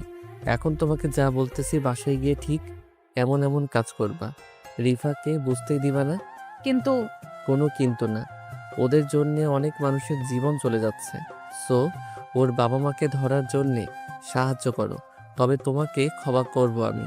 হাসিবের মুখে এমন কথা শুনে সাথী নিরুপায় হয়ে রাজি হয়ে যায়। ঠিক আছে। তুমি জানোই না সাথী, ও কত ডেঞ্জারাস, বুঝছো? আচ্ছা, তুমি যেটা ভালো বুঝো। হাসিবের কথা শেষ হতে না হতেই রিফা বলতে থাকে, ও আচ্ছা, এই কাহিনী। এটা সত্যি হাসিব, তুমি আমার না হলে আমি তোমার জীবনে কাউকে রাখবো না। এইসব জেলে গিয়ে ভাবিও, অনেক সময় পাবে। কথাটি শেষ হতে না হতেই রিফা আবার গোলাগুলি শুরু করে দেয়, কিন্তু সেটা কারোর উপরে না। এমন গোলাগুলিতে সবাই একটু স্তব্ধ হয়ে যায় কিছুক্ষণের জন্য। যখনই গোলাগুলি থেমে যায় হাসিব দেখে যে রিফা নাই এখানে, উধাও। তুমি যেখানেই যাও না কেন রিফা, তোমাকে আমি খুঁজে বের করবই। আর তোমার বাবা মা এখন আমাদের হাতে, তুমি অবশ্যই তো আসবে। এসব বলেই হাসিব রিফার বাবা মাকে থানায় নিয়ে যায়। তো সেখানে রেখে সোজা বাসায় আসে হাসিব। কি হলো, ধরতে পারলে তুমি? না সাথী, ও পালিয়ে গিয়েছে, কিন্তু ওর বাবা মা আমাদের আয়ত্তে আছে। তুমি হয়তো জানো না, রিফা খুব ভালোবাসে ওর বাবা মাকে। এখন কেমনে ধরবো এটাই ভাবতেছি। চিন্তা করিও না, দেখবে ও কোনো না কোনো একটি ভুল করবেই, আর সেই সময় তুমি ধরে ফেলবে। আমি খুব ক্লান্ত, ফ্রেশ হয়ে আসতেছি। তুমি একটু খাবার নিয়ে আসো। হাসিবের এই কথাটি শেষ হতে না হতেই হাসিবের বাবা এসে উপস্থিত। হাসিব, বৌমাকে খুঁজে পেলি নাকি থানায় যেতে হবে আমাদের? বাবা, তোমাকে আগেও বলেছি না, ও তোমাদের বউ না, ও একজন মাফিয়া। আমার সাথে মজা করিস তাই না? তোমার সাথে মজা করতে যাব কেন শুনি? তাহলে বাজে কথা বলতেছিস? শোনো তবে কাহিনী। এরপরে প্রথম থেকে শুরু করে হাসিব সবকিছু বলতে থাকে বাবাকে। আর হাসিবের বাবা এটা শোনার পরে তো অবাক। এত কিছু হয়ে গেল, আমাকে একটা কথাও জানাইলি না? তুমি তো আমার কথা বিশ্বাস করতেছো না। এত ডেঞ্জার মেয়ে রেফা, দেখলে তো সাদাসিধাই মনে হয়, আর ওর ভেতরে ভেতরে এত কিছু। বাবা, যাই হোক, আল্লাহ বাঁচাইছে আমাদের সবাইকে। এখনো সমস্যা আছে, ও আমাদের সমস্যা করতে পারে, তাই একটু সাবধান থাকতে হবে। ঠিক আছে রে বাবা। আচ্ছা, আমি আসি এখন। ঠিক আছে বাবা। তুমি ফ্রেশ হয়ে রুমে আসো, আমি খাবার নিয়ে আসতেছি রুমে। ঠিক আছে বউ। এরপরে হাসিব ফ্রেশ হয়ে 5 বা 7 মিনিট পরে রুমে আসে। রুমে আসতে না আসতেই সাথী বলে, এই যে মহারাজ, আপনার খাবার হাজির, এখন খেয়ে নেন। আসো, তুমিও আসো। আমি খাইছি একটু আগে, তুমি খাও, আমি বসে আছি। ঠিক এই সময় কারেন্ট নাই, চলে গেল। এটা কোনো কথা হলো? সাথী খাইতে বসলাম, কারেন্ট গেল গা। হাত পাখা তো আছে, সমস্যা কি? আমি বাতাস করতেছি, তুমি খাও। তখনই হাসিব আবার একটি গান বলতে থাকে। তোমার হাত পাখার বাতাসে প্রাণ জুড়িয়ে আসে, আরও কিছু সময় তুমি থাকো আমার পাশে, তোমার হাত পাখার বাতাসে। ওই থামবে তুমি? শুনবে তো, সবাই বাসায় আছে। শুনলে তাতে কি? যা, আমার লজ্জা করে না বুঝি? ও লে আমার লজ্জাবতী বউ। তোমার এই তো আমি। ওই এখন খাও তো তুমি। আচ্ছা, খাচ্ছি। এরপরে হাসিব খাইতে থাকে, অন্যদিকে সাথী হাত পাখা দিয়ে বাতাস করতে থাকে। জানো সাথী, আজ অনেক ভাত খাইলাম। তাই বুঝি? তোমার হাত পাখার বাতাস যেন আমার প্রাণ ছুঁয়ে দিল, তাই আজ একটু বেশি খেয়ে ফেলেছি। আচ্ছা, প্রতিদিন এমন করে হাত পাখা দিয়ে বাতাস করব আর তুমি খাবে। ঠিক সেই সময় আবার কারেন্টটা চলে আসলো। কারেন্ট আসার আর সময় পেল না, আর 1 ঘন্টা পরে আসলে কি এমন হতো? আচ্ছা, ফ্যান বন্ধ করে তোমাকে বাতাস করি। আরে না, আমার বউকে আমি কষ্ট দিব না। এরপরে হাসিব খাওয়া দাওয়া শেষ করে একটু কাজের জন্য বাহিরে যায়। কাজ শেষ করে প্রায় 2 বা 3 ঘন্টা পরে আবার বাসায় আসে। এসেই দেখে যে সাথী গোসল করে এসে চুল শুকাচ্ছে ব্যালকনিতে। তো হাসিব কিচ্ছু না বলে সোজা পেছন থেকে গিয়ে জড়িয়ে ধরে সাথীকে। এই কে? কে আবার তোমার জামাই? কে এমন করে কেউ জড়িয়ে ধরে পেছন থেকে এসে? আমি ভয় পাইছি। এবার ভালোবাসা দিয়ে ভয় দূর করে দিব তোমার, সোনা আমার। তাই বুঝি গো, দেখি কি করো। আচ্ছা দেখো তবে। এটা বলে হাসিব সাথীর ভেজা চুলগুলো সরিয়ে ঘাড়ে কিস করে। কিস করার সাথে সাথেই যেন সাথীর শরীরটা একটু কম্পন দিয়ে উঠল। আবার গলায় কিস করতে থাকে। এই কি করছো? ভালোবাসা দিতেছি, জানো সাথী, তোমার এই চুলের ঘ্রাণ আমাকে পাগল করে ফেলে। ও বাবা, তাই বুঝি। এটা বলেই সাথীকে একটি টান দিয়ে নিজের দিকে ঘুরিয়ে নেয়। এই হাসিব, আমার কিন্তু লজ্জা লাগতেছে। স্বামীর কাছে কিসের লজ্জা শুনি? তুমি অনেক রোমান্টিক গো জামাই আমার। তাই নাকি? হুম। আচ্ছা, আরো রোমান্টিক হই তবে। এটা বলেই সাথীর ঠোঁট দুটি নিজের ঠোঁটের কাছে নিয়ে আসে। আসতেই দুজনের নাক দুটি একসাথে হয়। তো হাসিব করে কি, হে নিজের নাক দিয়ে সাথীর নাকে স্পর্শ করে বলে, তোমার নাকটি অনেক সুন্দর গো। যা দুষ্টু কোথাকার। অনেক। এটা বলেই সাথীর ঠোঁটের সাথে নিজের ঠোঁট এক করে দেয়। প্রায় 2 বা 3 মিনিট কিস করার পরে হাসিব করে কি, সাথীর ঠোঁটে একটু কামড় দেয়। ওই আমি কষ্ট পাই, তুমি কামড় দাও কেন শুনি? খুব ভালো লাগে আমার তাই। কামড় দিও না গো সোনা জামাই আমার। আচ্ছা ঠিক আছে। এটা বলে যখনই সাথীর প্রতি একটু হাত দেই, পেটে হাত দিতেই ফোনটি বেজে ওঠে আর ফোনের ওপাশ থেকে বলতে থাকে, স্যার একটা খুশির খবর আছে। হাসিব মনে মনে ভাবতে থাকে বর্তমান যে সুখের অবস্থায় আছি, আবার নাকি খুশির খবর। কি এমন খুশির খবর হলো শুনি? স্যার, রিফা যখন পালানোর জন্য যে সিএনজিতে উঠেছিল সেই সিএনজি অ্যাক্সিডেন্ট করেছে। কথাটা শোনার সাথে সাথেই হাসিবের বুকটা যেন কেঁপে উঠল। বলো কি, রিফা ঠিক আছে তো? রিফার অবস্থা খুবই খারাপ স্যার। আমরা ওকে রংপুর মেডিকেল হাসপাতালে ভর্তি করিয়েছি, কিন্তু ও শুধুমাত্র আপনাকে চাইতেছে। বলো কি? যত তাড়াতাড়ি পারেন আপনি আসেন, আমি অপেক্ষায় আছি। ঠিক আছে, তুমি ওখানেই থাকো, আমি যাচ্ছি এক্ষুনি। কি হয়েছে হাসিব, তোমাকে চিন্তিত দেখাচ্ছে কেন? রিফার গাড়ি অ্যাক্সিডেন্ট করেছে, এখন হাসপাতালে ভর্তি আছে, না বাছা অবস্থা। ওখানে এখন যাইতে হবে। আমিও যাব তোমার সাথে, আমাকে নিয়ে চলো। কিন্তু কোনো কিন্তু না, চলো আমাকে নিয়ে। এরপরে হাসিব সাথীকে নিয়ে সোজা হাসপাতালে চলে আসে। কিছুক্ষণের মধ্যে এসে দেখতে পায় যে রিফা একটি বেডে চিকিৎসাধীন অবস্থায় শুয়ে আছে। তো হাসিবকে আর সাথীকে দেখতেই উঠতে চেষ্টা করে। ওখানে শুয়ে থাকো, আমি যাচ্ছি তোমার কাছে। এটা বলে হাসিব সোজা রিফার মাথার কাছে বসে। চিন্তা করিও না রিফা, সব ঠিক আছে। আমি মনে হয় আর বেশিক্ষণ বাঁচবো না হাসিব। মারা যাবার আগে কি তোমার কোলে আমি একটু মাথা রাখতে পারি? কথাটি শোনার সাথে সাথেই হাসিব রিফার মাথাটা কোলে নেয়। আরে পাগলি, তোমার কিচ্ছু হবে না। না হাসিব, আমার সময় বেশি নেই।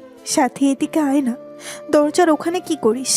সাথী কান্না অবস্থায় বলতে থাকে, আজ আমার জন্য তোর এই অবস্থা হবে আমি ভাবতেই পারি নাই। আমি যদি জানতাম, বিশ্বাস কর, তোকে কখনো এই বাসায় আনতাম না। ভাগলে একটা, আমার কপালে যে এটা ছিল রে। এখানে তোর কোনো দোষ নেই, আমার পাপের সাজা আমি পাচ্ছি। একদম চুপ থাক। সাথে একটা কথা বলে শোন, হাসিবকে কখনো কষ্ট দিস না। জানিস হাসিবের বাবা মা অনেক ভালো। তোরা যখন বিয়ের পিড়িতে গেলি ঘুরতে তোমাদের বাসায়, তখন জানিস আমাকে এত আদর করেছে যা আমি আমার বাবা মার কাছে কখনো পাইনি। তাই ভেবেছিলাম তোর ডিভোর্স হলে আমি হাসিবকে বিয়ে করব, আমার আগের সব অতীত ভুলে নতুন করে বাঁচবো। তাই আমি এসব করেছি রে। আমার ব্যবহারে কষ্ট পাইলে মাফ করে দিস, আর কথাতে হাসিবকে কখনো কষ্ট দিবি না। জানিস আল্লাহ আমার কপালে এই সুখ রাখেনি। যাই হোক, আল্লাহ যেটা ভালো বুঝেছে সেটাই হয়তো করেছে। প্লিজ আমাকে কথা দে না। রিফার মুখে এমন কথা শুনে হাসিব সহ পুরো রুমের লোকের সবার চোখে পানি এসেছে। আমি তোকে কথা দিলাম কখনো হাসিবকে কষ্ট দিব না, সব সময় অনেক ভালোবাসবো। এখন ঠিক আছে হাসিব, তুমিও কথা দাও, কখনো সাথীকে কষ্ট দিবে না। কথা দিলাম। ও হ্যাঁ, আরেকটি কথা, আমার বাবা মা তো জেলে, ওদের একটু দেখে রাখিও প্লিজ। ওদের অনেক বয়স হয়েছে, জানি ওরা অনেক খারাপ কাজ করেছে, কিন্তু তবুও একটু দেখে রাখিও। হাসি। হাসিবের নাম বলা শেষ হতে না হতেই রিফা তার নিঃশ্বাস ত্যাগ করে। রিফা মারা যাবার পরে যেন সবাই হতবাক হয়ে তাকিয়ে আছে শুধুমাত্র ওর দিকে, কেউ কোনো কথা বলতেছে না। ঠিক তখনই কিছু পুলিশ এসে বলে, স্যার, আমরা এখন কি রিফাকে নিয়ে যেতে পারি? কারণ ওকে চেক করতে হবে। তার কোনো দরকার নেই, আমি ওকে আমাদের নিজস্ব কবরস্থানে মাটি দিব। কিন্তু স্যার, কোনো কিন্তু নেই। এরপর হাসিব রিফাকে বাসায় নিয়ে আসে। লোকজন জড়ো করে গোসল দিয়ে সুন্দরভাবে নিজের কবরস্থানে মাটি দিয়ে আসে। কেন জানি মাটি দিয়ে আসার পরে থেকেই হাসিবের মন সবসময় খারাপ থাকে। তুমি ইদানিং খুব টেনশন করো, এটা কিন্তু ঠিক না। আমরা তো শুধুমাত্র একটা জিনিসেই বর্তমান করতে পারি, রিফার জন্য, সেটা হলো দোয়া। সাথী ঠিক বলেছ। এরপরে হাসিব ও সাথী দুজনেই সুখে জীবন কাটাতে থাকে। মাঝে মাঝে হাসিব রিফার কবরস্থানে গিয়ে দোয়া করে আসে যাতে রিফাকে আল্লাহ জান্নাত নসিব করে।